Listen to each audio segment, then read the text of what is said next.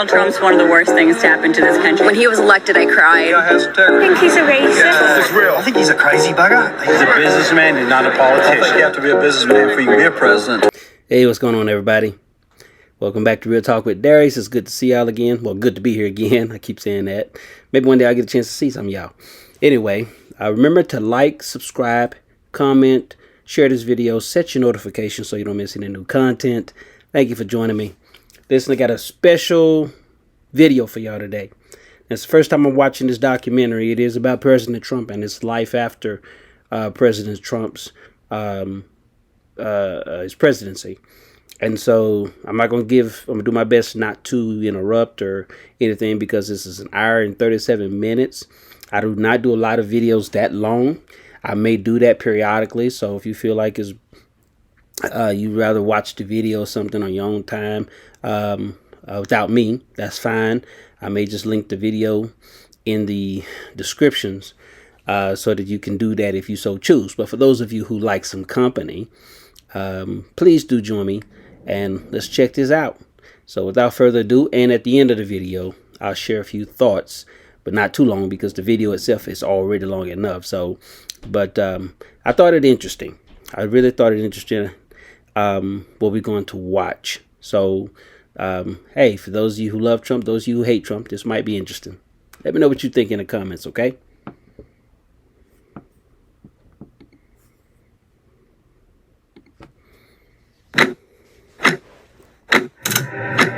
I'm also going to act on my own. I've got a pen to take Oh, real quick. I'm going to turn out my light for my lamp for my camera so that it does not become a distraction so we can both enjoy the movie, okay? I'll turn it back on afterwards. executive actions where Congress won't. The Democrats are not trying to discover facts. They're trying to invent a narrative. President Trump tried to cheat. He got caught. The facts that they need do not exist, then they'll just make it up. Their objection is that someone blew the whistle, and they would like this whistleblower identified. Read my lips. When there's a bill that ends up on my desk as president, you, the public, will have 5 days to look online and find out what's in it before I sign it. Donald Trump doesn't give an expletive about Ukraine. There are no votes in the House, a majority vote for a wall, no matter where you start. Exactly right. Nancy, we need border security. It's very simple. We need border security. People are pouring into our country, including terrorists. No. He cares about big things that affect his personal interests. American security has to be first. That will be the foundation of every single decision that I will make. Lord, help them to remember that they can't ignore you. I think same-sex couples should be able to get married. And get away with it. I want to tell you, Gorsuch, I want to tell you, Kavanaugh, you have released the whirlwind, and you will pay the price. For we always reap what we sow.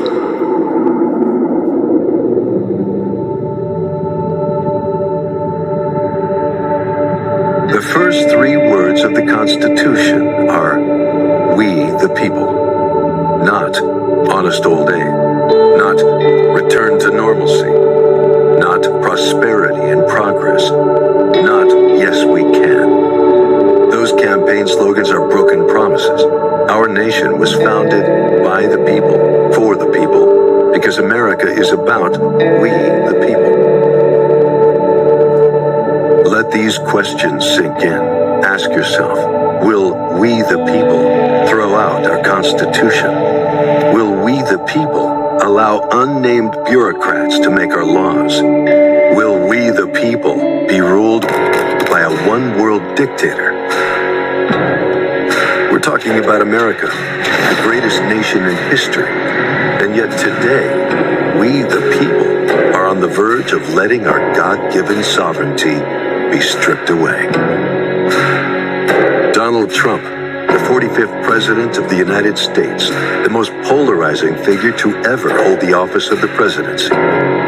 Scripture tells us that the authorities that exist are appointed by God. But what are God's intentions? And what will the world look like in 2024 after a second term of President Trump? Donald Trump, love him or hate him. I think Donald Trump's one of the worst things to happen to this country. When he was elected, I cried. I think he's a racist. It's real. I think he's a crazy bugger. He's a businessman. He's not a politician. You have to be a businessman for you to be a president. He needs a haircut. His policies he's trying to push forward is great for the country. Securing the water, 100,000 people a week coming over. I love it. This is ridiculous. I don't think he's a typical politician at all. He's a danger for the world. We need to be secure. I love America, and I think that he does too. And that's who we want in the White House. Somebody who loves America.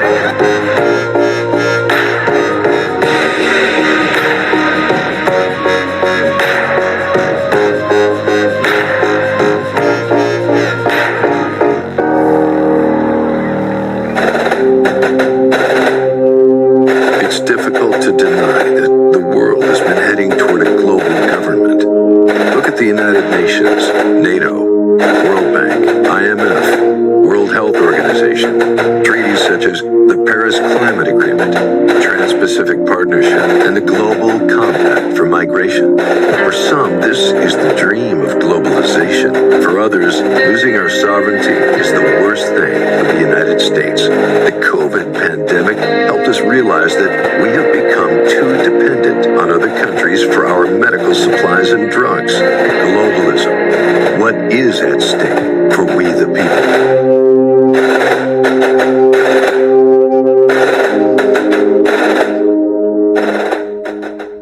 This great republic of ours was built on the notion of individual liberty, individual freedom, and that means individual responsibility. If we yield over and decide that America is not unique, it's not special, it's not extraordinary, there's nothing all that different about it than all the other nations, well, at that point, we've already capitulated to nothingness. We no longer are the United States of America. We're just a piece of a bigger government.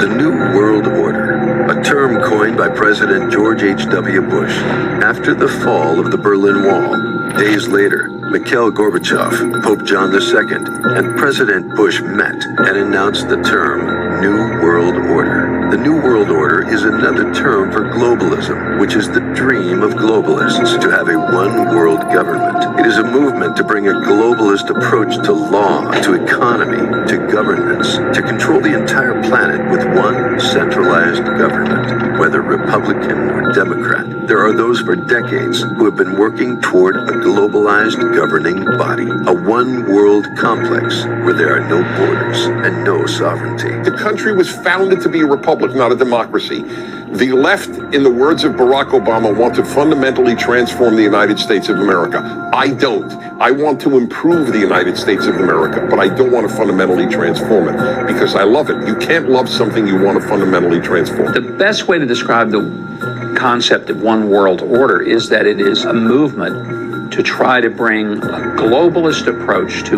the economy, to law, to governance, essentially to control the entire planet.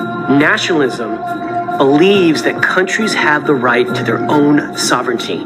That means that each country has the right to protect their own borders, the right to teach their own history, the right to uphold their own traditions, and the right to worship through their own belief system. Globalism, on the other hand, says no.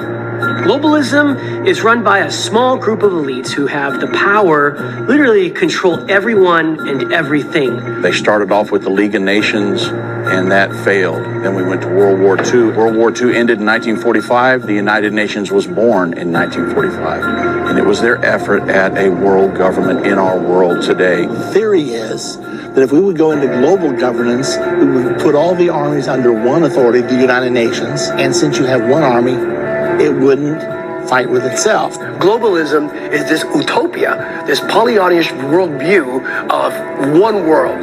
That may very well, according to your eschatology or dispensationalism, it may very well take place one day. If the left prevails, then America is fundamentally transformed and is no longer America.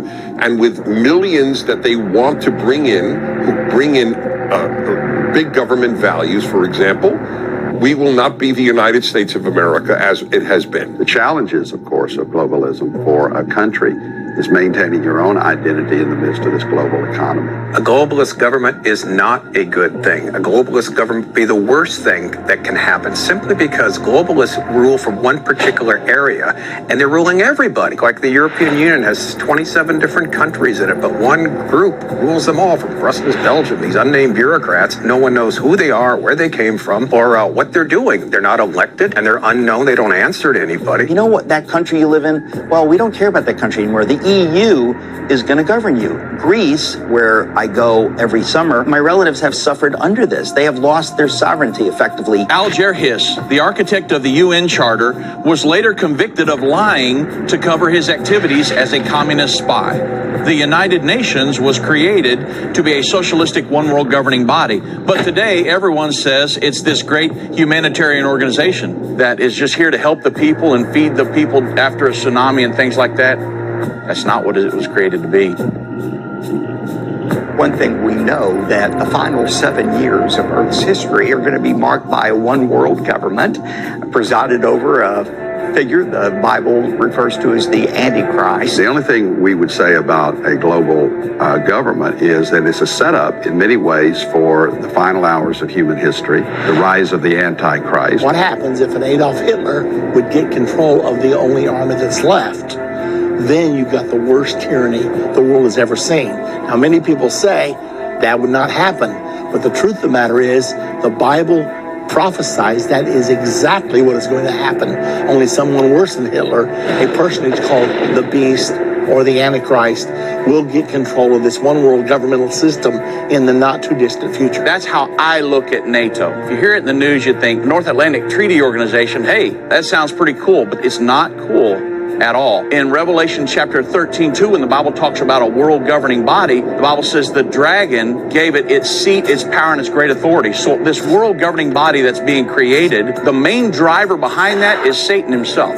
There clearly is a march toward globalization. We know that there is a counterforce to everything that God does. It's called Satan. He's been planning and scheming from the very beginning, and we read that he does it all the way to the end. Revelation chapter 13, it talks about a final leader. He's called the first beast. He has a cohort known as the false prophet, and basically they are running the world. That Antichrist is going to be the ultimate globalist. He will gain control of the world for a season, and God allows him to do it. And when he does, it will be literally hell on earth. That dark hour is surely around the corner.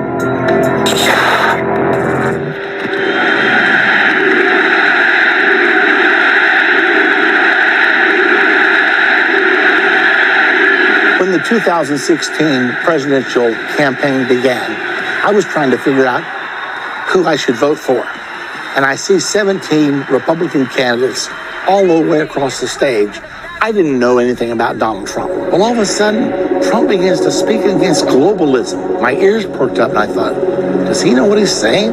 And then he started speaking against the establishment. Our movement is about replacing a failed and corrupt, and when I say corrupt, I'm talking about totally corrupt, political establishment with a new government controlled by you, the American people. I realized he was the only politician that understood that America was being sucked into a one-world government system, and we had to be pulled out of it. Well, when he started talking about that, then our ears pricked up. We thought, oh my goodness, could he be the one? We didn't know if he'd be strong enough, but I didn't realize that he could stand in the face of the international community almost on his own and say, we will not yield to this. I will not yield up the sovereignty of the American people to this world governing system. There is nothing the political establishment will not do, no lie that they won't tell, to hold their prestige and power at your expense. And that's what's been happening. President Trump has pulled America out of things like the Paris Climate Accord, the Trans-Pacific Partnership, all because those are too entangling. Those were designed to suck us into the planned New World Order or one world government. You have to understand the Sustainable Development Goals. The Sustainable Development Goals, which were signed on to by 193 member nations of the United Nations in September of 2015, is the United Nations blueprint for global governance in the world by 2030. But President Trump understands this. He's against globalism. He's against the loss of American sovereignty. Global cooperation, dealing with other countries, getting along with other countries is good. It's very important. But there is no such thing as a global anthem, a global currency, or a global flag. This is the United States of America that I'm representing. The Global Migration Compact, Donald Trump pulled us out of that. Again, that was the United Nations effort to actually be able to globally govern migration, the movement of people, to equally distribute them throughout the planet. Well, Donald Trump saw that, and he said, it's not going to happen. This is America first. I'm not going to let a United Nations dictate who we let in and out of this nation. So he simply pulled us out of that. In my first week, I withdrew the United States from the job-killing catastrophe that we know what that is, TPP and the Paris Environmental Accord. Not too good. Not too good. Well, the election of Donald Trump caused a gigantic pause button to be pressed on the agenda of globalism. The U.S. should never cede its sovereignty to some foreign national entity, and especially to some globalist governing body. And the president totally understands that, and he put America first, rather than putting some nebulous global entity above America. Now, if Donald Trump would have had a hat that said, "Make the world great again," the world would have fallen over in love with him. Donald Trump says, I'm a nationalist, it's going to be America first, and I hope everyone in America really realizes what he's doing. We had leaders in this country that were selling us down the river. They had yielded up so much of our sovereignty, people didn't realize it. And before it was over with, we were going to be enmeshed in this world governing body.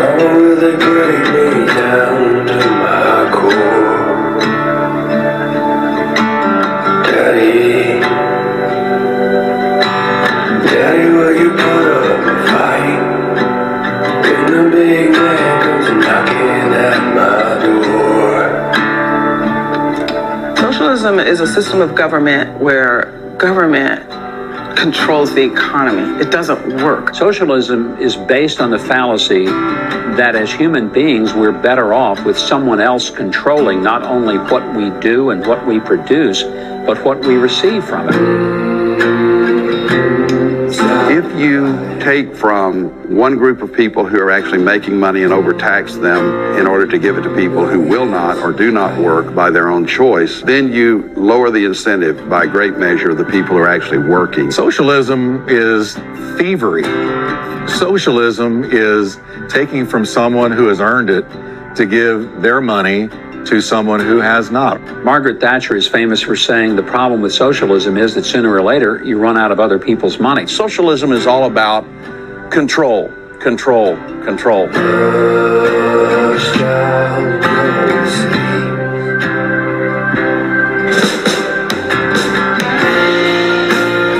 It's not about free college and free health care for everybody and this, that, and the other. They like to throw the term free out there. But in the end, socialism is all about control. It's unfortunate that our state schools today are controlled by socialists. And these are people that want to take us backwards. Socialism only works when the government who is running socialism is willing to kill several million people to keep everybody in the system. But it never works organically. The Democratic Party has turned into basically a socialistic party. If you look at their principles and everything they're trying to push, their platform has become socialistic. We actually have Democratic socialists who are trying to run for president. No matter what label they use, a vote for any Democrat in 2020 is a vote for the rise of radical socialism and the destruction of the American dream. Democrats are collectivists, they're socialists, so therefore they have to keep people in a plantation mentality that if we all just kind of stay together, you're going to have overseers and rulers to make all decisions for your lives. They want to make every decision over healthcare, every decision over education, every decision over housing, every decision over where you're able to work or who you're able to work for. This is not freedom. This is not freedom at all.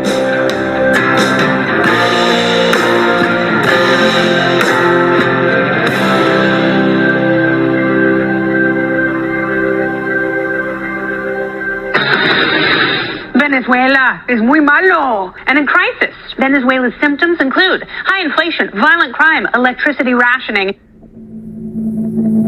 People discuss often in addressing the question of socialism is to look at Venezuela, to look at Cuba. Venezuela was the most prosperous country, not just in South America. Venezuela was the most prosperous country per capita in the world until they went socialist. And from that, they collapsed, and now people are starving, and it's a disaster. I saw a picture the other day of their money laying in the street up against the curbs, piles of their dollars. It's totally valueless. Why anybody could even successfully go into our government like they are now and suggesting socialism and being taken seriously. Venezuela, one of the first things they did is they took all the guns away from people. And this has happened again and again and again. In Russia, I was meeting with the number 2 man in the Orthodox Church. I said, under communism, what was the relationship with the church? He said, there was no relationship. He said, they persecuted us. I said, what happened to the priest?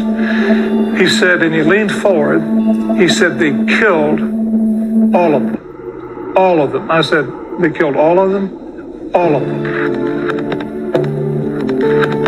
So people who advocate socialism here, for the most part, not all, but mostly, are very young people who have zero frame of reference when it comes to historical socialism. 50% of Generation Z thinks socialism is not a bad idea. Absolute ignorance of history and nonsense. It was once said about the Soviet Union, the government pretends to pay people and the people pretend to be working. We can look into any and every distress zip code in this country. We can look at Camden. We can look at Compton. We can look at wherever government controls absolutely every area of people's lives, from their health care to their education, to their housing, to their economic advancement. This is government. This is the welfare state. We already have it and we don't want it. 78% of black husbands were in their homes, married to the mother of their children, when they started the social engineering of the welfare state. Fast forward 50 years, 78% of black children are being raised in single-headed households. This is destruction personified. Think about it prophetically speaking. If we implement socialism in this country, the Bible tells us that the end-time world government, the United Nations and the Antichrist, their entire government will be socialistic. So why would we want the United States to go in that direction? We wouldn't even be contemplating implementing socialism in this country. If that continues and we see socialism achieving its goals in America, then America will no longer be great.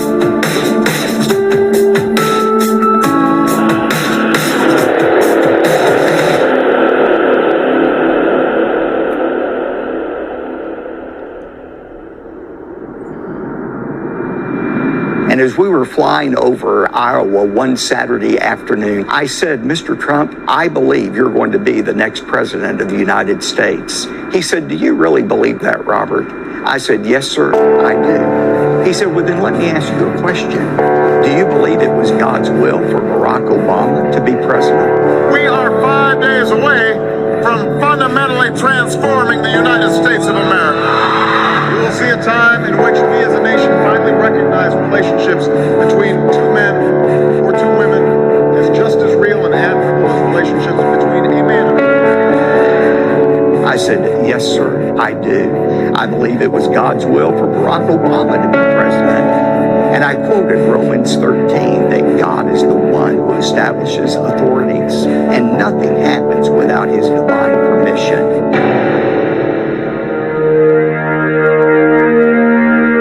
Bible tells us in Romans chapter 13 that all authorities are appointed by God. They're, in effect, ministers of God. That includes a person who's a police officer. That person is an authority. A person who's a mayor of a city. A person who is in control of a country, even by devious means. Now, sometimes we are given evil leaders because the people are doing evil.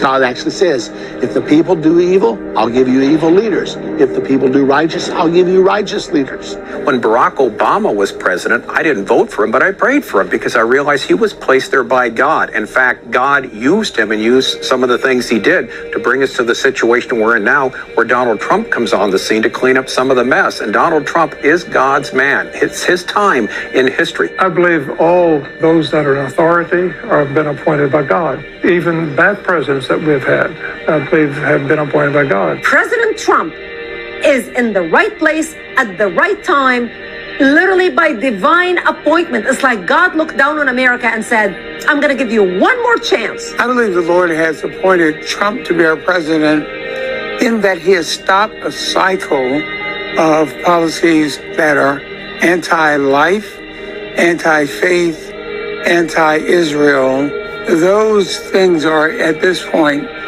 near the heart of God. Jesus rules over all governments, all galaxies.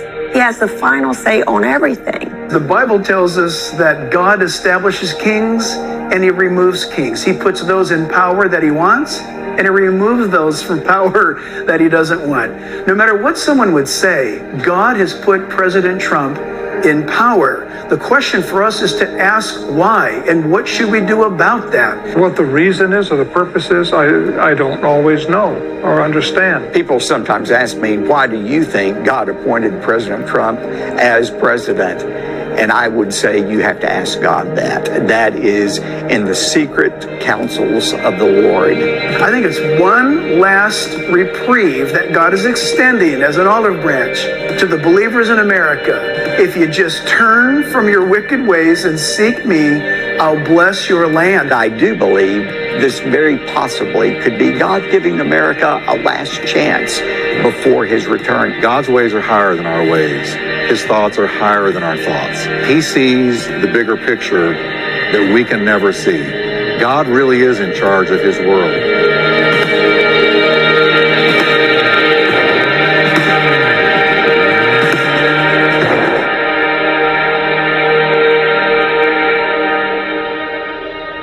The fierce opposition to President Trump is because President Trump stopped the enemy of America in their track. And I'm not talking only about the enemies of the outside.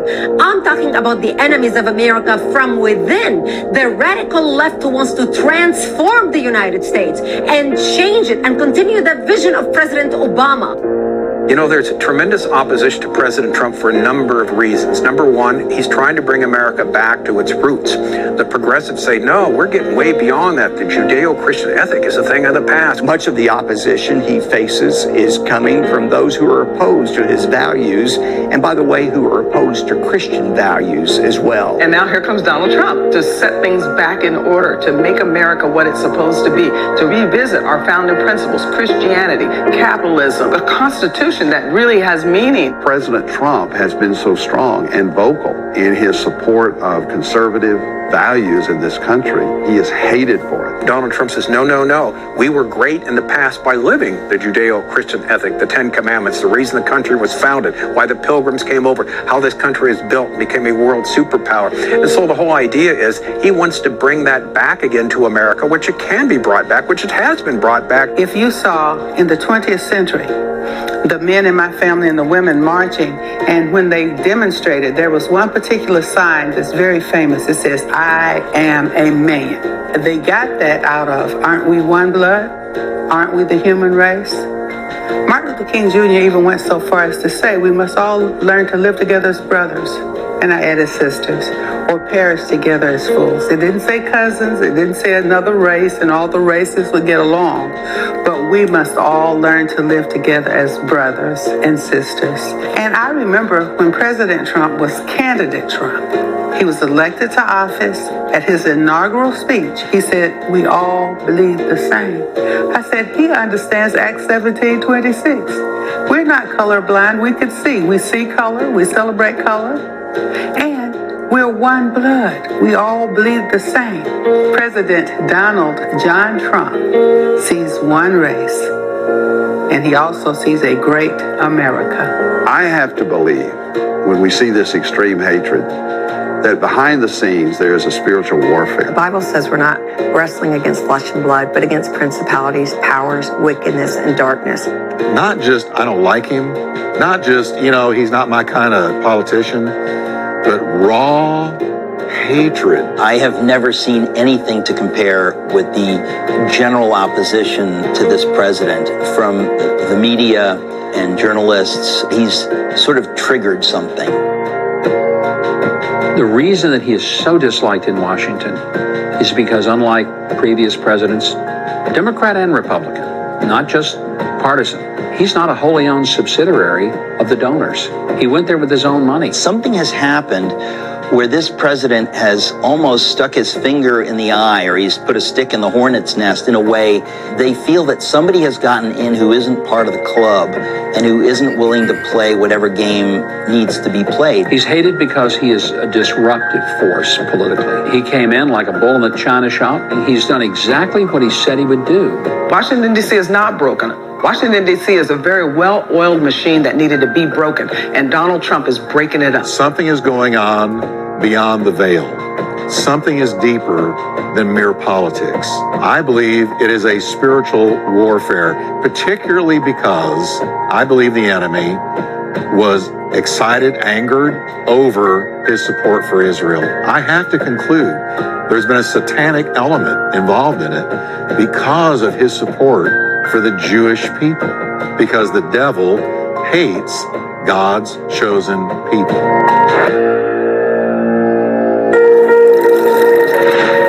After the reign of King Saul, the tribes of Israel appointed David king to rule over Israel and Judah. It was in the year 1003 BC. King David captured Jerusalem and made it Israel's capital. We need to remember that at the time, this was a surprising move, for King David choosing Jerusalem was primarily political, economic, and strategic.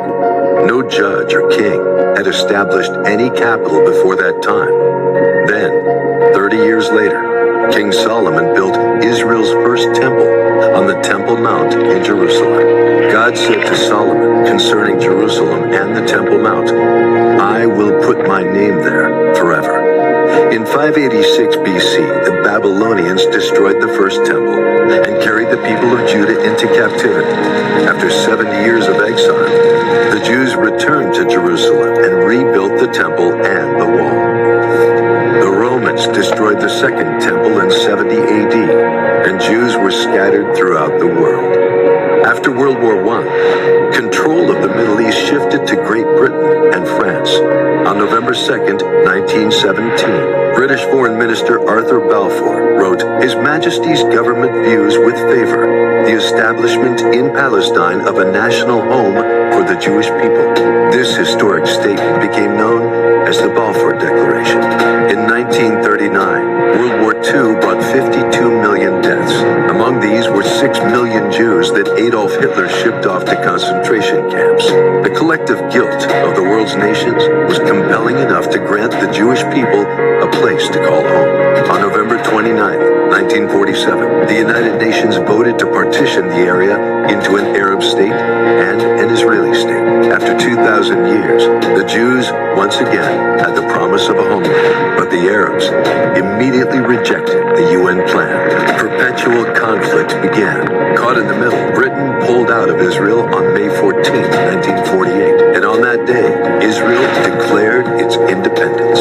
The next day, 5 Arab nations, Egypt, Jordan, Syria, Lebanon, and Iraq, launched a war against the newborn Jewish state. In 1949, a ceasefire was reached. During the 1960s 1967 Six-Day War, Israel took control of East Jerusalem, reuniting the city. In 1993, Israel issued the Jerusalem Covenant that stated that Jerusalem would never be surrendered or divided. On October 23, 1995, the U.S. Congress passed the Jerusalem Embassy Act. The law required the moving of the U.S. Embassy in Israel from Tel Aviv to Jerusalem by May 31, 1999. The act called for Jerusalem to remain an undivided city and to be recognized as the capital of the State of Israel. If the U.S. president believed this would endanger national security, he could sign a waiver delaying the move for 6 months. For 22 years, Presidents Clinton, Bush, and Obama used the excuse of endangering national security, signing the waiver every 6 months.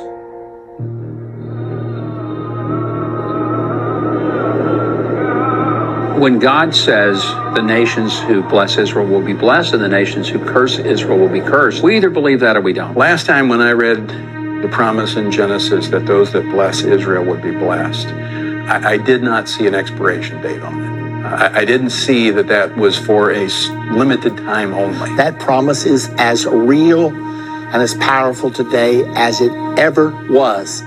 God essentially told Abraham, if they attack you, they attack me. I'm going to take it personally. It's like a father with a little kid. You're walking down the street, somebody attacks your little kid, they attack you. God said, my covenant with you is so real, so binding, and it's an eternal covenant, and it's an unconditional covenant. Meaning, no matter what man does, I'm still going to perform this covenant. Donald Trump recognized a biblical truth. Israel is God's land. God gave it to the people of Israel, Deuteronomy 1:8. And I said to him, Mr. President, you know, there are two things that evangelicals find non-negotiable. One of them is the sanctity of life, and the other is Israel. And he kind of did a double take. He said, Israel. And I said, yes, sir, it's not just important, it's non-negotiable. I think it took him aback just a little bit, but I told him, I said, you have to understand that to those of us who are evangelicals, we're people of the book. We have been blessed as a nation because we have supported Israel and taken a strong stand for Israel. Our president, in particular, has been very strong in this. I believe one reason God has blessed America is because of our steadfast support for Israel.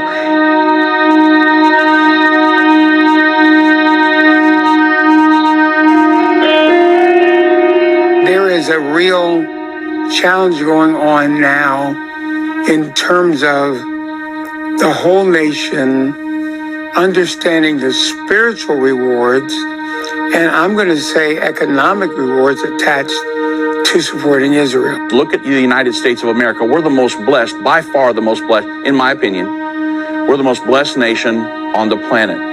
And we're Israel's greatest ally in the earth today. Our history for the first 70 years almost of Israel's history as a modern state was that of bipartisan support, Republicans and Democrats. This is the first time in human history where the nation of Israel and the church has coexisted on earth. First time.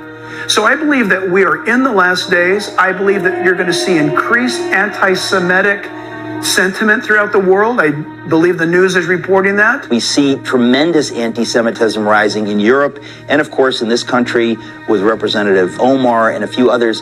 They clearly have a visceral hatred for the Jews, and it's coming out. And I think that if Americans can't stand against that at this point, we're in trouble. One of the strange things that we have seen lately in our country is a rise of anti-Semitism that comes mainly from the left. And I believe that our country is going to suffer God's judgment unless we turn from that anti-Semitism. President Obama concerned me when he legislated against and made moves against Israel, because I felt that it really put our country in a dangerous place regarding God Almighty, who said, I'll curse those who curse Israel. President Obama was in the lame duck 2 months of his administration. Before the Trump administration took over, he still had the power. So he sent a signal to the nations of the world. Go ahead and pass your resolution against Israel. On December the 23rd, 2016, there was a resolution put on the floor of the United Nations Security Council, and it stated that Israel's presence in the West Bank, including East Jerusalem, was a flagrant violation of international law. All the U.S. had to do was raise its hand and vote no, because we have absolute veto power, but it didn't happen. Obama had ordered our ambassador to abstain.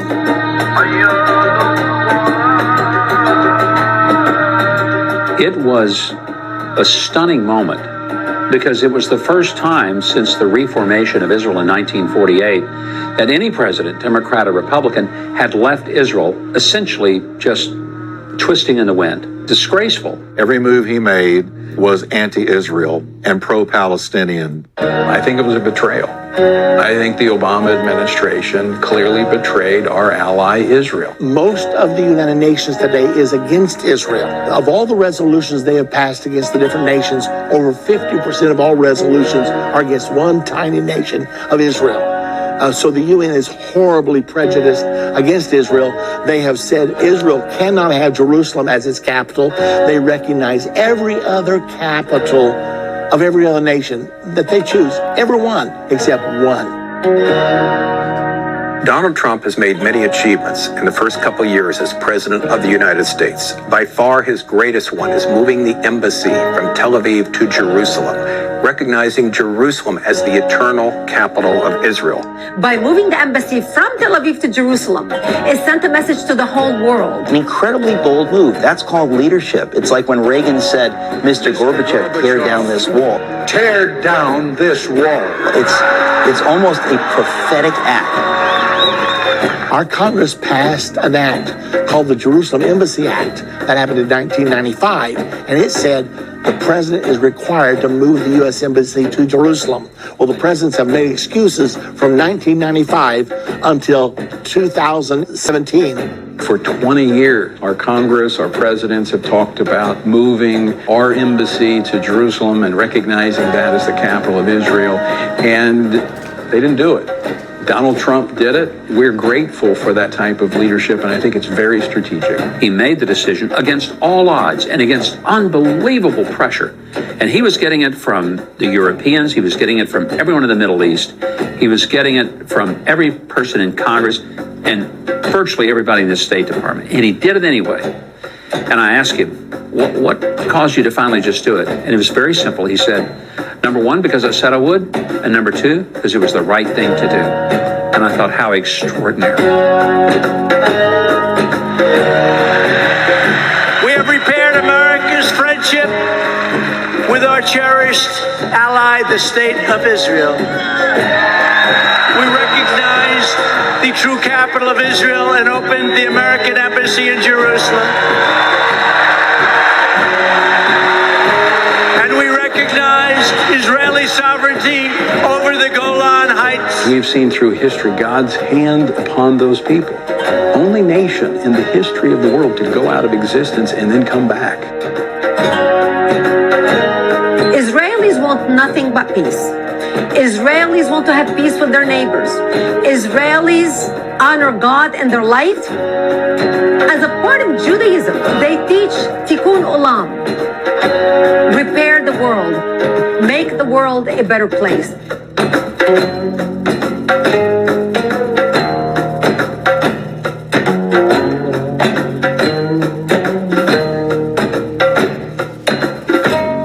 America stands with Israel.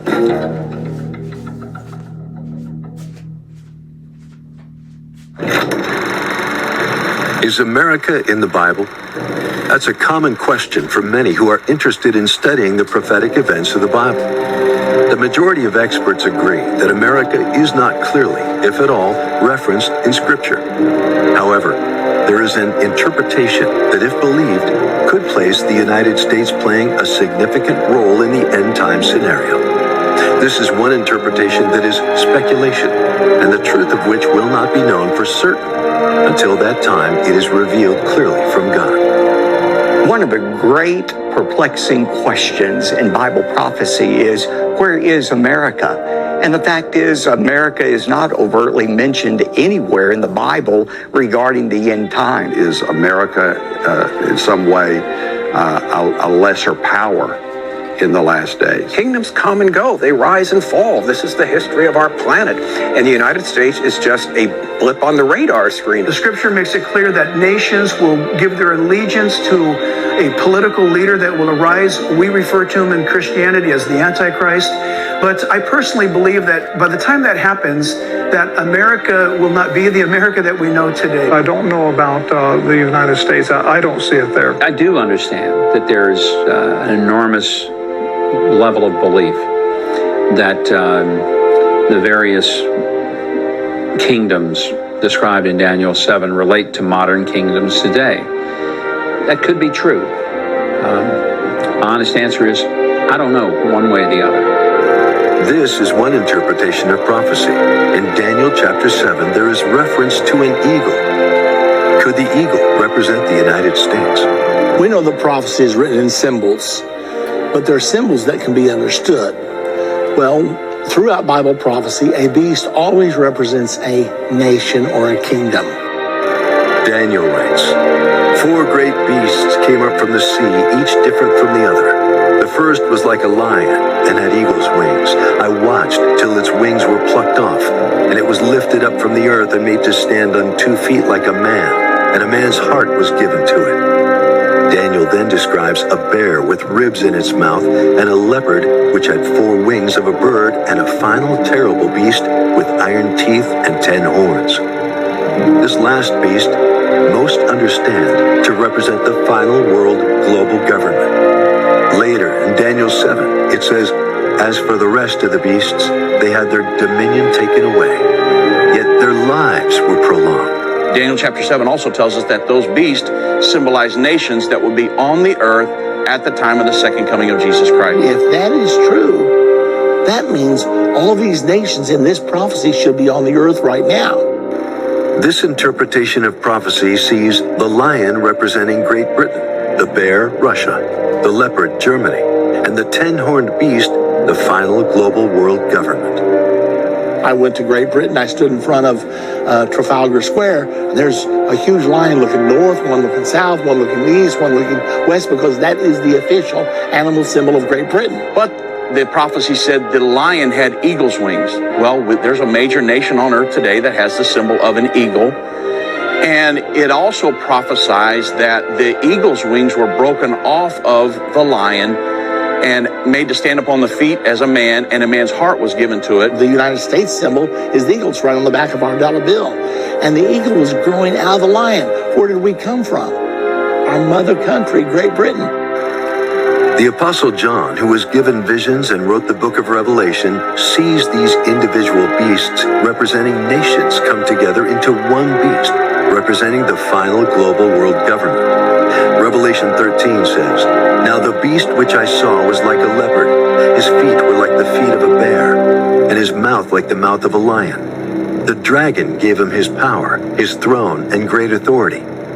However, the eagle is missing from this combined beast. Well, that's one of the ways we know that the United States will not be involved in the world governing body. So all the powers, the nations in the vision of Daniel, those nations now are going to merge into a one world governmental system. And that's happening right now. We're moving toward global governance. There is one more reference to the eagle in Revelation 12. Symbolically, a woman, Israel, a male child, Christ, and the dragon, Satan. The verse describes the eagle protecting Israel. Now, when the dragon saw that he had been cast to the earth, he persecuted the woman who gave birth to the male child. But the woman was given 2 wings of a great eagle, that she might fly into the wilderness to her place, where she is nourished for a time, and times, and half a time.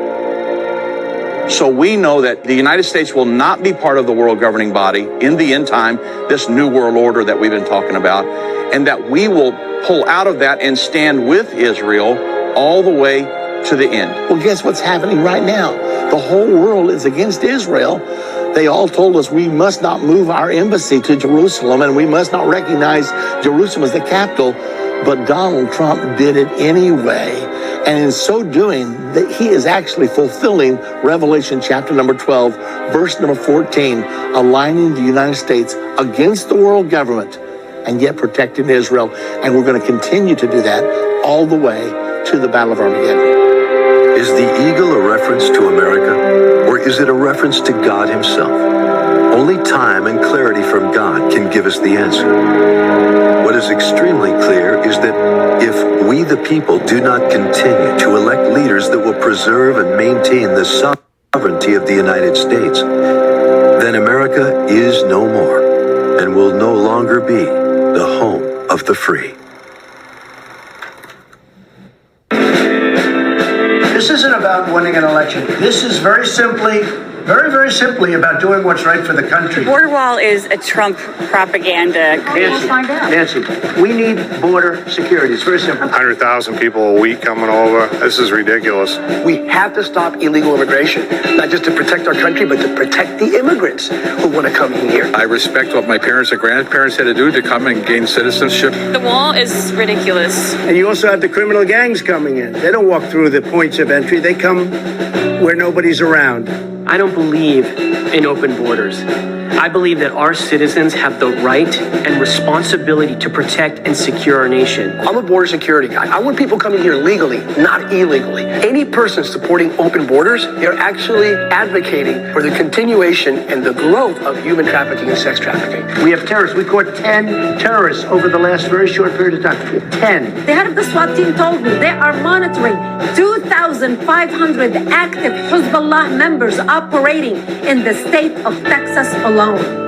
So we know that the drug cartels are working with Hezbollah. We know that the MS-13 gang members now are working with Hezbollah. No, we don't need a wall from the Atlantic Ocean to the Pacific Ocean. That's not going to solve anything. We will get it done. Thank you all very much. Thank you, fellas. Thank you. It is no accident that the border wall has become the focal point of the Trump administration. President Donald Trump understands if we don't defend our borders, we have no national sovereignty. According to the Department of Homeland Security, 500,000 people enter into the United States illegally each year. Today, it is estimated over 12 million illegal immigrants live in the U.S.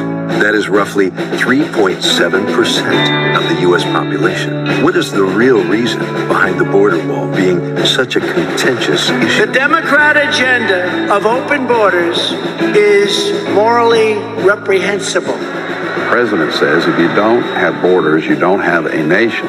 You know, we're being told today that a wall is immoral. I don't know how people can say that with a straight face. As a former military member, I have fought in combat. I've been to Iraq, I've been to Afghanistan. I've witnessed chaos and anarchy, bloodshed, death, destruction, you name it. Knowing what I have seen and knowing the threats against America, we have to have strong national security. We have to protect our land. We have to protect the people of this nation. I believe that 9/11 taught us that lesson the hard way, and that's something I never want to see happen again. It's truly sad, though, as to how many Americans have already forgotten that day. It really is sad. We have a problem. It's at our southern border. Drug cartels, human trafficking, gang members, murders, and all sorts of other criminals are coming here and wreaking havoc in our nation. Socialism, you put up a wall to keep people in. But when you have capitalism in a free country that is enviable and the envy of the nations, you have to put up a wall to keep people out until they can come in legally. Those of us who are legal immigrants to the United States understand the exceptionalism of the United States because we escaped tyranny. We know what it's like to live under a place where people can knock on your door in the middle of the night and take you where you will never be heard of again.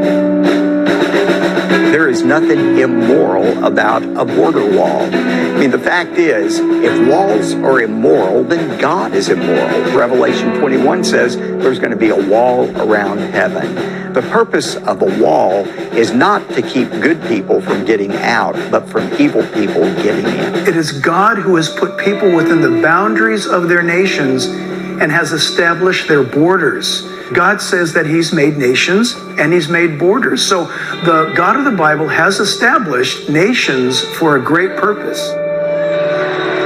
It's the greatest betrayal of the American middle class and, frankly, American life our country has as a whole. Nobody's seen anything like it. People are pouring in, but we've stopped them. I'm not opposed to immigration, and we need immigration. We know that. But we need to know who's coming into this country. When I came to the United States, I paid for my own airline ticket. I paid for my visa to get my visa.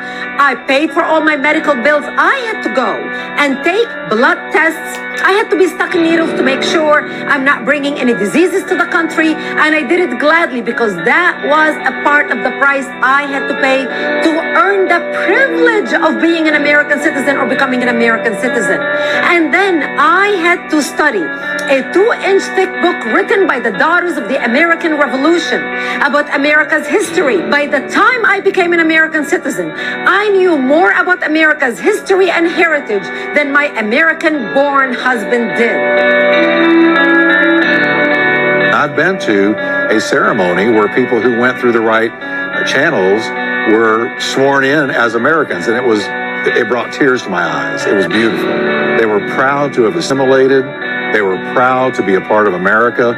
They wept, they cried. It was beautiful. When you work for something so hard, you appreciate it, you value it, you treasure it. It's your prized possession. For those of us who didn't buy the book to come here, we work so hard, even harder, to show people that we were worthy of you accepting us into your culture. So for those who say, oh, you're a racist, you're anti-immigrant.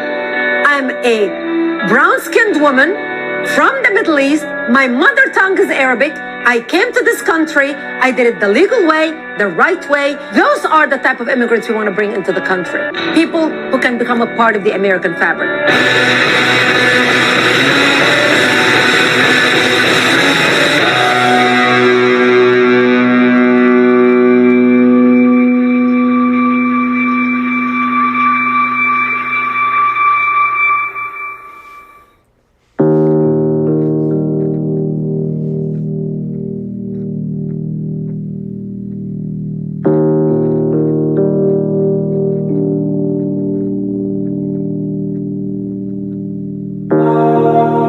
As a young boy growing up, in the southern part of the United States, you could not find a Republican because Abraham Lincoln was a Republican. The entire South was Democrat all the way up until 1964. And then it began to slowly shift. But I remember as a young boy, discussion, of course, in the schoolyard, kids are just repeating what they hear their parents say.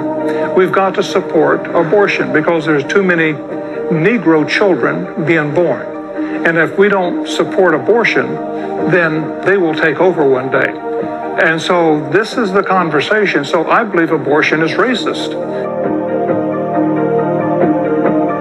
I admire Margaret Sanger enormously. I am really in awe of her. And when I think about what she did all those years ago in Brooklyn, I am really in awe of her. And there are a lot of lessons that we can learn from her life and from the cause she launched and fought for. According to the Washington Times in 2017, Planned Parenthood was founded on racism. Margaret Sanger, the founder of Planned Parenthood, is quoted as writing, "We do not want word to go out. We want to exterminate the Negro population." We hear the cries of those who say Black Lives Matter, yet abortion is the #1 killer of Black lives in the U.S., and Planned Parenthood is the greatest perpetrator. The Roe v. Wade landmark decision of the U.S. Supreme Court in 1973 ruled that the Constitution of the United States protects a pregnant woman's liberty to choose to have an abortion without excessive government restriction. 68 million babies have been aborted in the U.S. since that godless decision.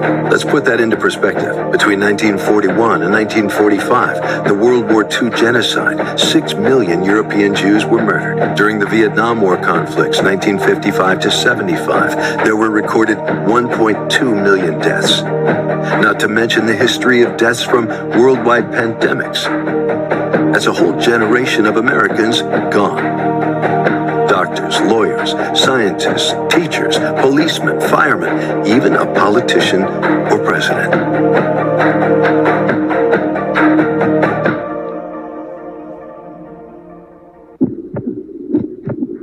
I was watching the debates with President Trump when he debated Mrs.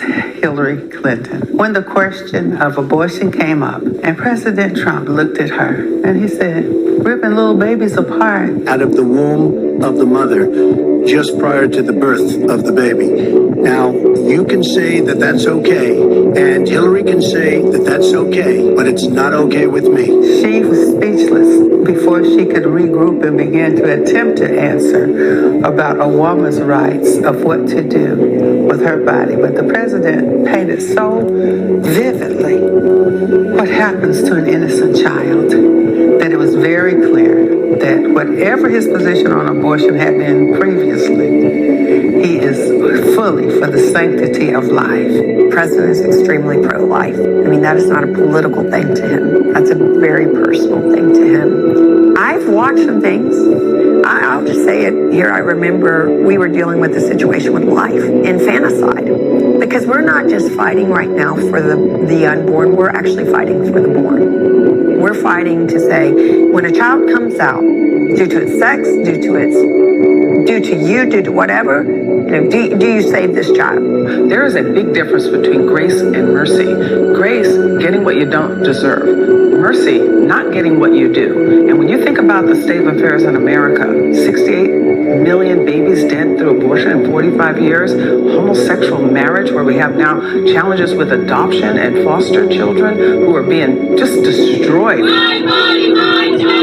I don't think you can celebrate the murder of 1.4 million children every year through abortion and expect God's blessing on our nation. For a child to be aborted, God just looks at that like that's an abomination. That's the bottom rung of the ladder. You can't go lower than that. There is no lower than that. If that's the way you view life, you're done as a country. And if we don't stop the killing of the innocent, God only knows what judgments he will bring. How can we judge anybody for any sin or wrong or crime when we legally will kill a baby? Abortion is a crime against humanity, is a people that God wants brought to bear. This is wrong in the sight of God and just in the sight of pure humanity. If we have President Democrat, well, we see what they want, infanticide. They want womb-to-tomb control over people's lives. They want euthanasia. This is where the left has taken this country. Today, in the Trump administration, is a very high-level, sophisticated, spiritual kind of battle. I think being pro-life, which is an agenda that has a biblical root, has drawn out a lot of enemies. What you can't argue is the fact that the president's commitment to defending life in the womb and out of the womb, but his pro-life stance resonated with the Hispanic American community on steroids. 30% of Hispanics voted for President Trump, in spite of everything the media said, in spite of even some of the tweets. In spite of that, they supported President Trump because life trumps, no pun intended, absolutely everything. I think that women should have the right to choose what they want to do with their own bodies. It just seems like a very archaic way of handling women's health. People say, oh, well, that's murder. Well, it's really not. It's just a heartbeat and a lump of tissue.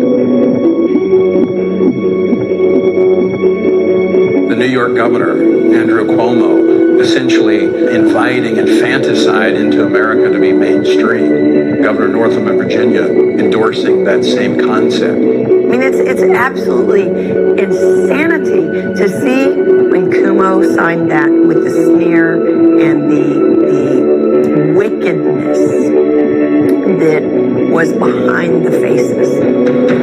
So I want to take it a step further, and I want to pass this year a constitutional amendment that writes into the Constitution.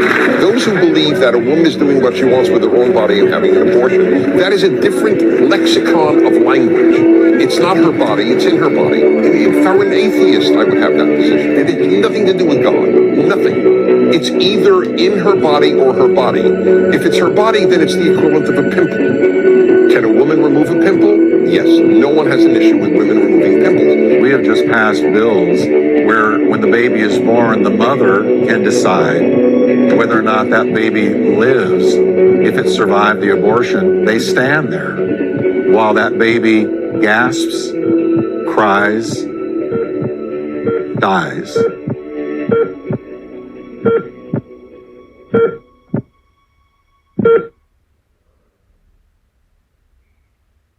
remember I was in a very private dinner at the White House, and it was the president, a few senators, a few faith leaders, and that had pretty much just happened. And the president kind of went behind the senator and went, "So, you can just kill a child for any reason?"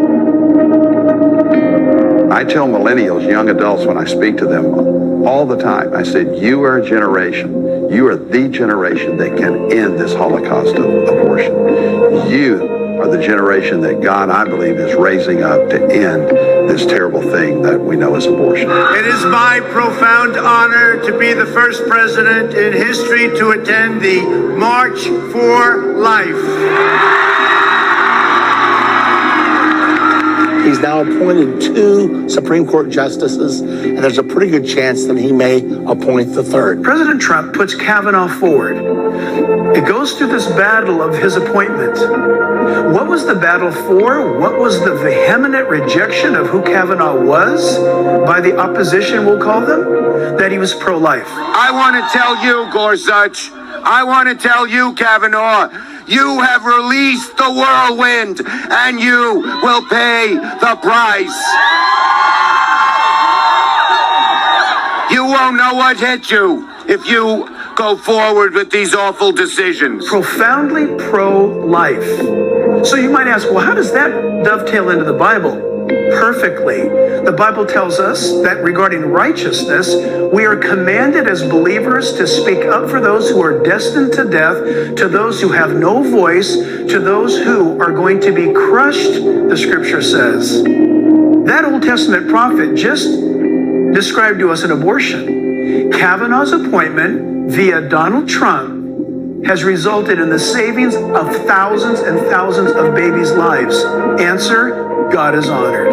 I believe we are at the threshold of seeing Roe v. Wade essentially overturned in this issue, going back to the states, and the vast majority of states embracing the sanctity of human life. I know for a fact that if President Trump is reelected, we will see Roe v. Wade overturned. Every child is a precious and sacred gift from God.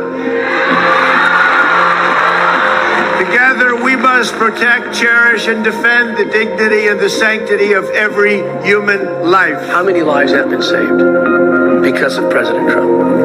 Every life brings love into this world. Every child brings joy to a family. Every person is worth protecting. And above all, we know that every human soul is divine, and every human life, born and unborn, is made in the holy image of Almighty God. And I say with true passion, thank you, God bless you, and God bless America. Thank you all. Thank you.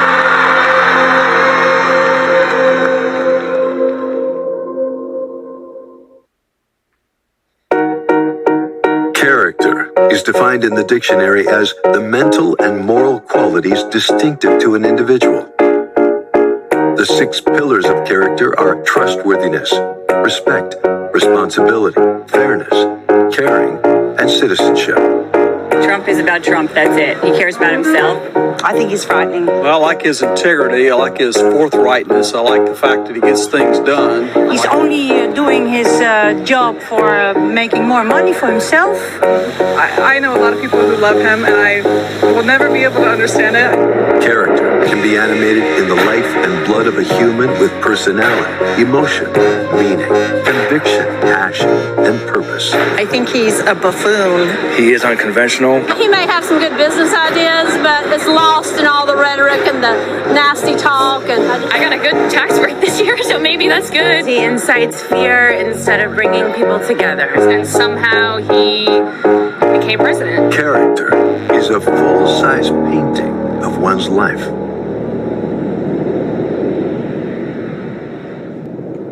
We don't expect any of our politicians to keep their promises. Why? Because they don't. President Trump is a force of nature. That's one way that I would describe him. Promises made and promises kept about life, liberty, and the pursuit of happiness. And he puts his money and his heart where his mouth is. The president, when he ran in 2016, He said he's going to put America first. And he's doing that in the business aspect. He's doing that in the security aspect. And he's just carrying out a campaign pledge that he made to the American people. To be a man who keeps his promises, that's a character issue. And people who want to question, for example, the character of the president, his right to be president, I say keeping promises is a character issue. And on that, he flies high. I've never seen him throw a punch now where he starts the fight. But on the other hand, he's also the guy that wakes up every day swinging. And he's fearless. He's courageous. President Trump, unlike other politicians, doesn't know what he can't do. He knows what he wants to do and he does it. And I've seen so many, what I would call strong, even Christian leaders who have folded in the face of opposition, and this president hasn't. When I joined the Marine Corps, I took an oath to support and defend the Constitution of the United States against all enemies, foreign and domestic. I swore that I would bear true faith and allegiance to the same, and I did it all within the context of the last line of that oath. So help me God. Back in 2017, I watched my president put his hand on a Bible and swear his allegiance to America. We made the same vow to preserve, to protect, to defend the Constitution, to protect her sovereignty, to protect what our founding fathers fought for, what they bled for, what they died for life, for liberty and freedom. Our president shows tremendous leadership. He's courageous. He's staring evil dead in the face. He's standing firm. He's not backing down to those who hate him and the values that he stands for. He fights for the unborn. He fights for Israel. He fights for our national security, our economic well-being. He has done exactly what he said he would do. And I'm proud to serve under his leadership as our commander-in-chief. When the founders talked about we want our leaders to be men of character, the main issue is always, would they put themselves and their own interests in a corrupt way before the people they represent, or would they put the interests of the people they represent, who elected them, before their own interests? When my father passed away, we went up to Washington. His body was held in honor at the Capitol. And then he had our family over to the White House for dinner. He said, now, Franklin, he said, I'm going to come to Charlotte to his funeral. I'll be there. Well, the day of his funeral, there was a windstorm on the East Coast in Washington, D.C. It was the first time in the history of our nation that the nation's capital was closed due to a storm. Trees were falling down, power was being knocked out. And so the Air Force said, we can't fly today. The plane is not positioned right at Andrews. He said, well, then move the plane. And they took it to Dulles, and he went to Dulles to catch the airplane instead of Andrews. And he said, I told Franklin and the family I was going to be there, and we're going to be there.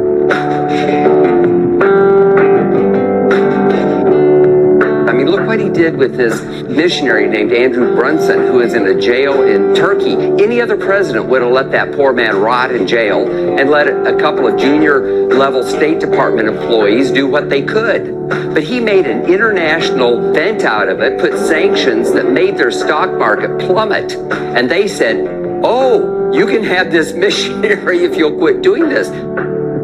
His children are some of the most respectful, kindest, caring, loving people that you'll ever know. I mean, I could start and talk about Eric and what he's done for St. Jude's. Ivanka, how brilliant she is.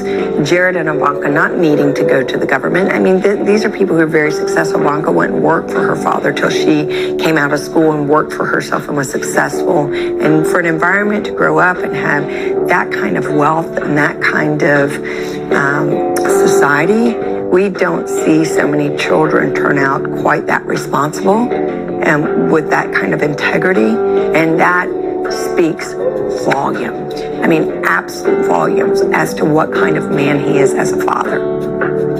I'm going to use this term and people will laugh when I say it, but he was humble. He is humble. He listens. He is a good listener. He asks questions. And he's very considerate. Now, That's not what a lot of people see through the lenses of the media. In August of 2016 in Louisiana, there were these massive floods. It was right after the Republican convention. I was a delegate to the convention, spoke at the convention. He wanted to go to ride in the areas where that had been flooded. And so we got in the car and we're driving through these neighborhoods, literally every house flooded, people pulling out soaked and soggy belongings they had and pulling them out to the curb to be put in the trash. And the president repeatedly said, stop, I want to get out. And he would go up and he would talk to the family there.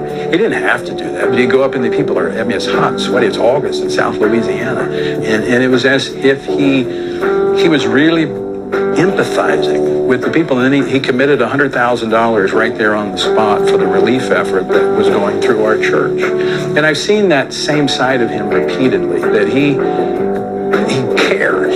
And I think that's why so many average Americans connect with him. He is as cool as a cucumber, and every time that I leave him, I always think, this is the kind of person you want running your country, somebody who is steady and calm under intense pressure. He was chosen for such a time as this. I'm probably one of the most, I'm right up there, the most outspoken. God gave us and it hasn't hurt my business one bit. Every day they say, Mike, are you getting hurt by this? And I said, no, every day, my busiest day is what we're in right now. You know, you can't live in fear. Business owners can't live in fear. People can't live in fear. We've got our leader and the only leader that can get this done. With our great president, vice president, and this administration, and all the great people in this country praying daily.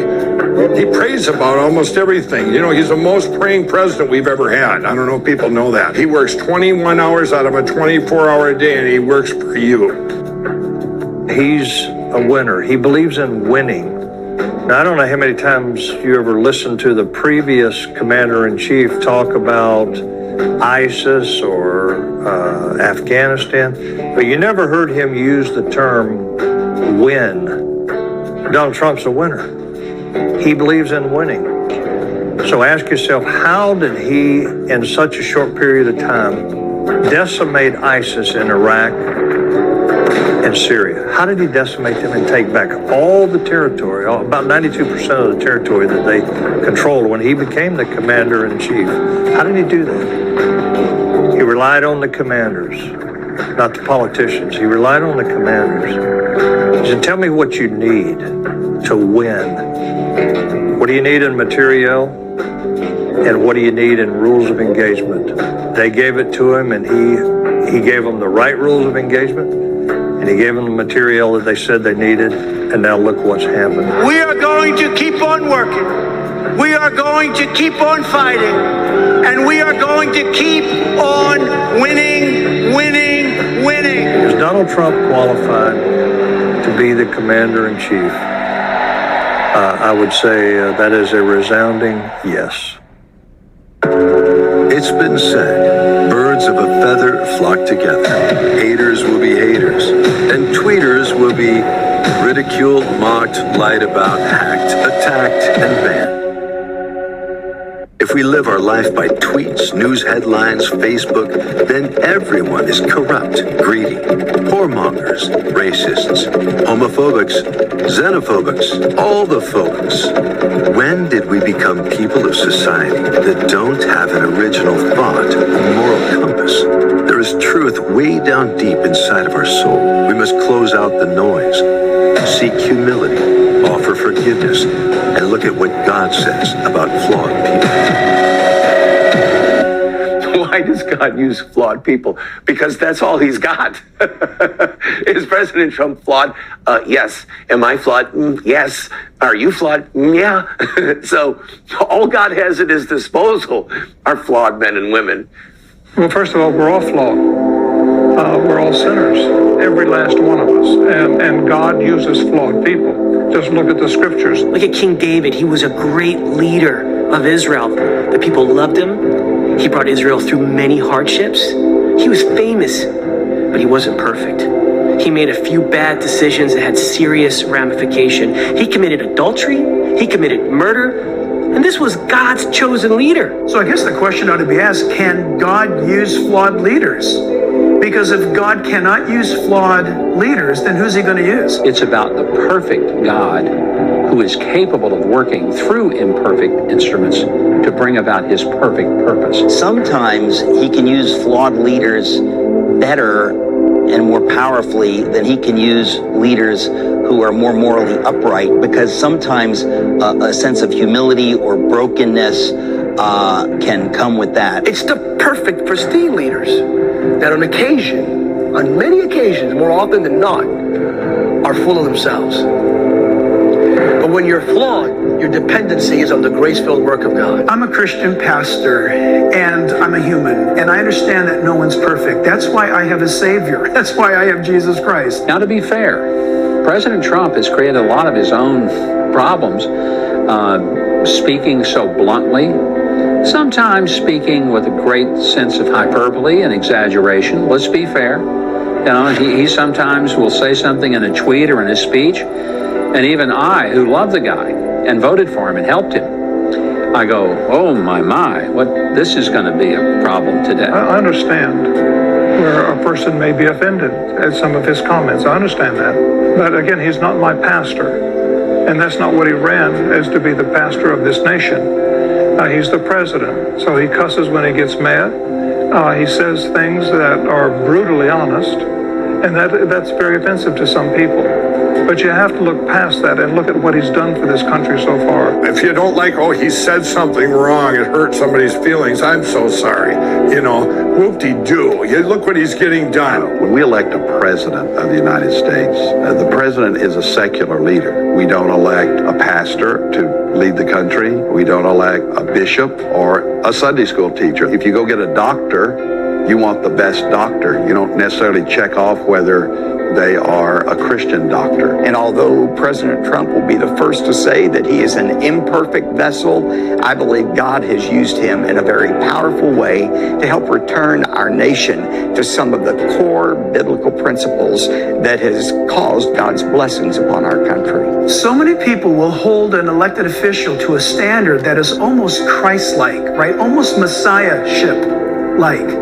And we need to pull back from that. A lot of people want to be thinking, well, I'm not going to vote because this or that. Listen, Jesus Christ is not on the ballot. He never will be. The Messiah will not arrive on Air Force One. It's not going to happen. So the people that are judging President Trump, number one, don't know him.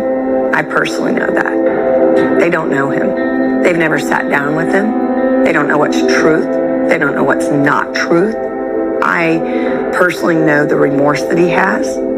I personally know that maybe even I would say shame, regrets. We have to understand that something that you did 10 years ago is different than something you would do today. JFK did horrible things, brought prostitutes routinely into the White House while he was president. We haven't taken him off the 50-cent piece yet. So many times I have other Christians challenge me and say, how could God use an ungodly person like Donald Trump? And I say, well, he's using you, isn't he?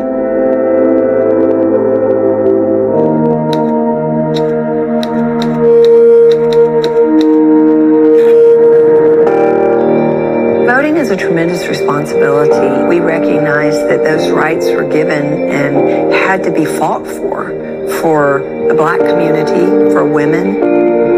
It is so important for citizens to understand their power and the power of their vote. It's not enough to be informed. It's not enough to pray. Prayer needs to be coupled with action in order to make a difference. Our form of government is such that it's not for spectators.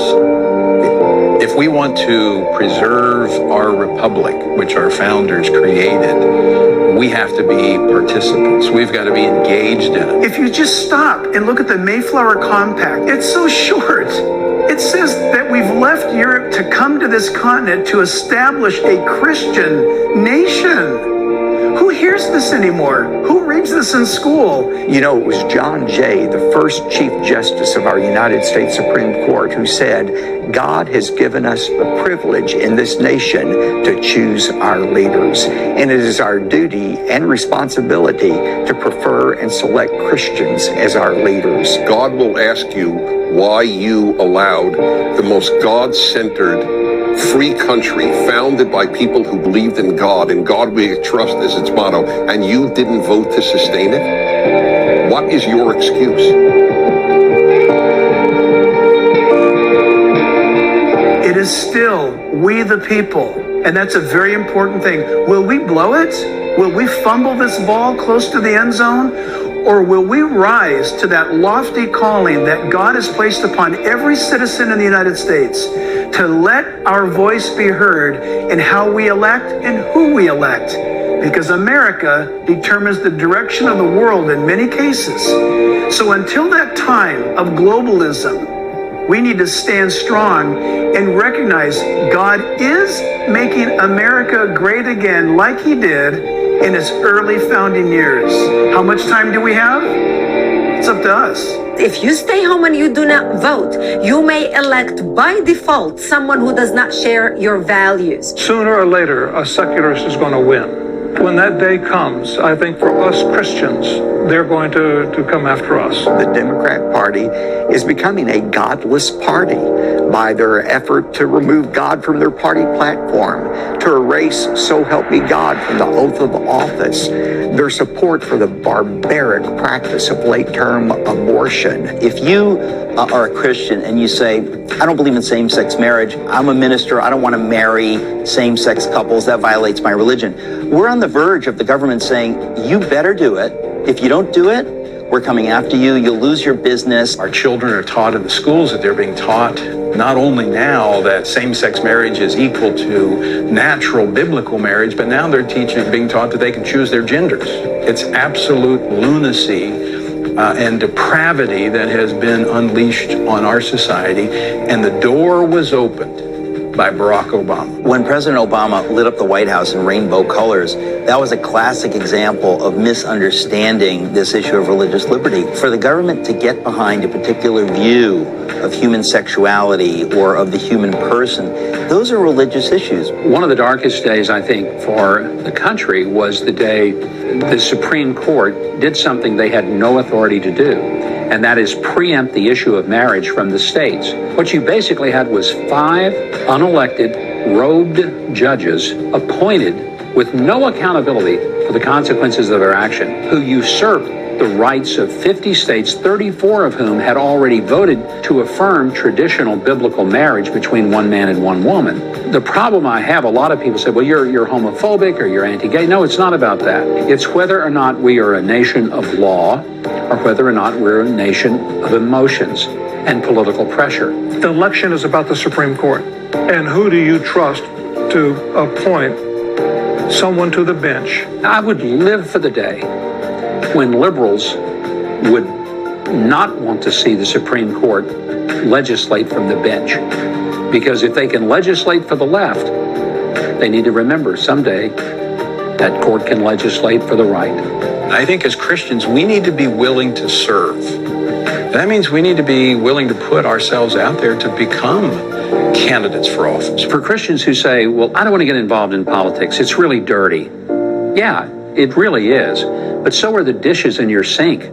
I think that women should vote their values, not whether they like someone or not. For Christians, we're supposed to look beyond their fault, see the need. If you're a Christian, can you be grateful for the fact that we have protected lives in and out of the womb? Can you be grateful for the fact that religious liberty stands protected so we can preach the gospel of Jesus? President Trump, by fortifying religious liberty, by having the audacity of saying Merry Christmas, by having Rose Garden ceremonies where unashamedly people come in and actually give a testimony on how they were transformed by the redemptive grace-filled work of Christ in the White House, on a national press conference? Who does that?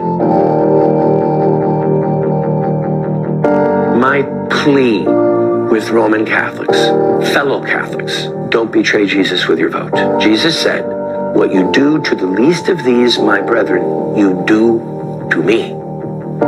Would you vote for Herod, who was trying to kill Jesus? Would you vote for Pilate, who condemned an innocent man? If you wouldn't, then why would you vote for a proponent of the slaughter of innocent babies? It's a betrayal of our faith, and it's a betrayal of Jesus himself.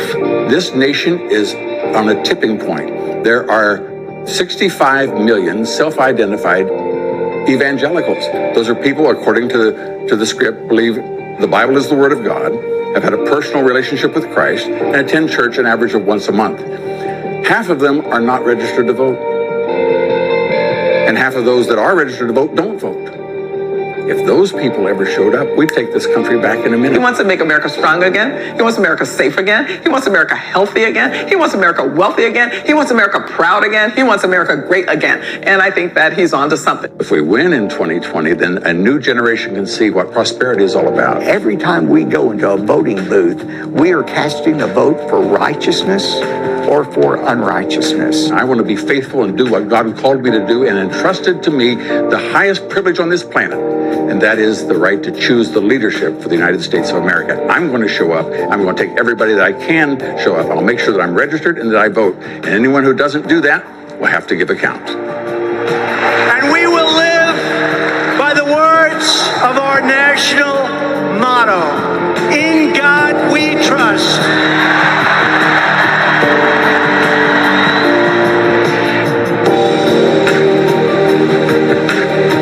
What is at stake for we, the people? That is, you and me. There are decisions here on earth we can make. We live in the greatest country that has ever existed, a land of the free, home of the brave, a nation that offers us equality in life, liberty, and the pursuit of happiness, a nation that prohibits any law limiting freedom with respect to religion, expression, and peaceful assembly. If we don't elect people who are willing to fight for our freedoms, sovereignty, if we don't fight for the right to pursue life, liberty, and happiness, then we may cease to experience what has made our country America. We must protect our rights. These decisions are up to us, we the people.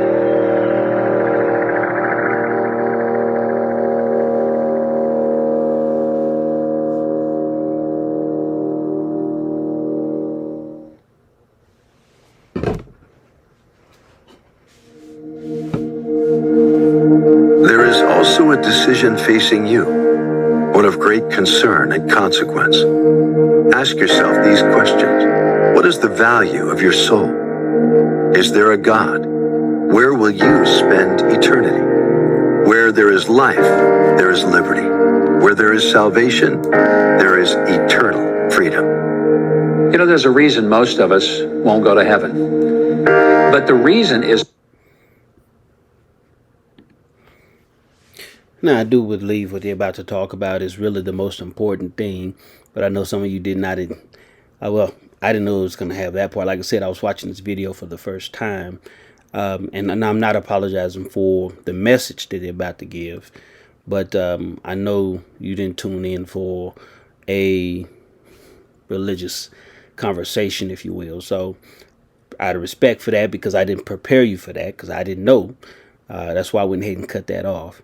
Now, if you do need prayer, if you want to say that prayer, you can message me and let me know, and I'll be more than happy to pray with you about that, to lead you into salvation, if you lead you to receive salvation, if that's what you need, that's what you're looking for. But I want to thank y'all, first of all, for tuning in, and I hope again that you share this video, like, comment, subscribe, set your notifications so you don't miss any new content. I want to know what you think about this video. You know, I was visiting with family tonight, which is custom on Sunday nights. Well, right now it's Monday morning, 1:48 a.m. And anyway, I was laying in bed watching this, beginning to watch this because I wanted to see what it was about. And as you can see, it's 4 years old, give or take 4 years old. Because you also heard a couple of the speakers here, a couple of people who were being interviewed, mentioned the possibility of Roe versus Wade being overturned. Well, we do know in 2022 that did occur. But I was laying in bed and the thought kept coming to me, why don't you just go ahead and record it and share it with your subscribers? You know, some of them may want to watch it with you. I don't expect everybody to want to, but some of you guys may say, hey, you know, I'll join Darius and I'll watch it.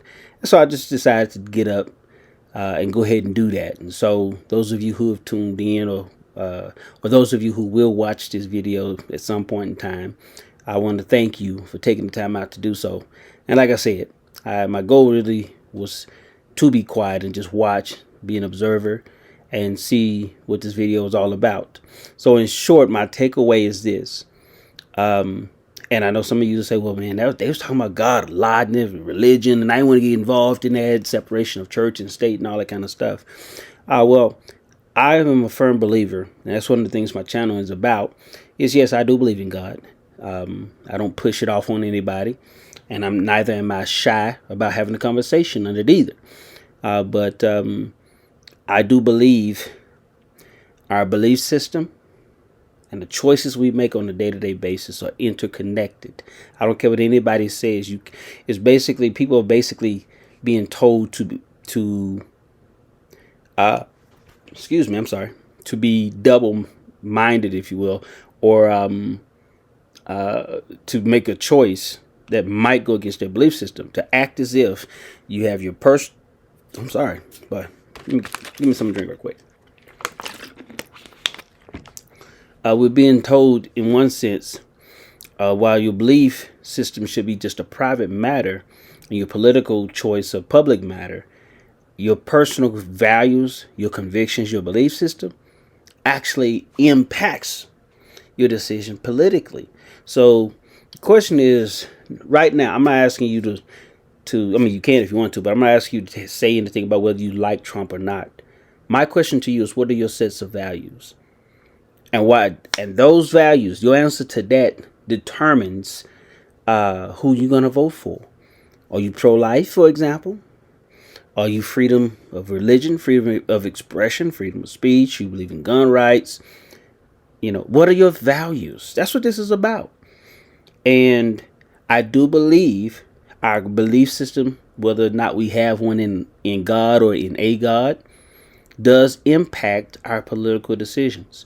And as many of you know, the country has dramatically changed. This year in 2024 is way different than 2020. Way different than 2016. Now, you could say, okay, well, people change, times change, and all those type of things. No, as the video started off talking about, Obama did promise fundamental change. Now, as a black or brown person, a black man, was it exciting at the thought and at the prospect of seeing someone that looked like me rise to the highest office in the land, as they say? Sure, yeah, it was inspiring. But I didn't vote for Obama because of my values. His values are different from mine. So I didn't vote for him. I would have liked to, but I didn't. And so Trump has been what I would call an anomaly. Certain factions, as the video mentioned, the documentary mentioned, the globalists, they didn't see Trump coming. And they have exercised all of their powers to take him out because of who he represents. Now, I will say this. I want to leave you with this. I don't want the video to be too much more longer than it already has been. What we're facing transcends Trump and even transcends America. 5 years from now, four to 5 years from now, if we stay on the same trajectory we are on, you will not recognize America. There has been a fundamental strategy put in place that they have been working on for quite a long time to destroy the sovereignty of America. And the way they do that is to destroy the Constitution, to destroy our freedoms, little by little, and to pit us against each other so we won't focus on who the true enemies are. So Trump is a part of the big picture, but he is not the big picture. And so my question to you is, what are your sets of values? You can leave them in the comments if you like. I want you to leave them in the comments because I want to engage with you. I want to know why you believe what you believe. I want to know why you believe it. I know we're not going to all share the same values and beliefs, but at least right now we do have platforms where we can discuss that and be respectful. Again, I know some of you don't like share my same convictions. I'll say it that way, and but that doesn't mean we can't have there's no common ground, and that doesn't mean we can't have an adult conversation about it. Let me know what you think of the video. Do you think it could have been better? You think they could have added something else to it? Or I know some of you may say they could have took the religion out of it. For me personally, they're interconnected. I'll say this real quick and then I'm done. The concept of separation of church and state is not a constitutional command or written within the Constitution. It's not an amendment. I did look it up a little bit ago last year, and I forget some of it, but right now it eludes me. But basically, it was not a constitutional promise or anything like that. What's interesting to me is this.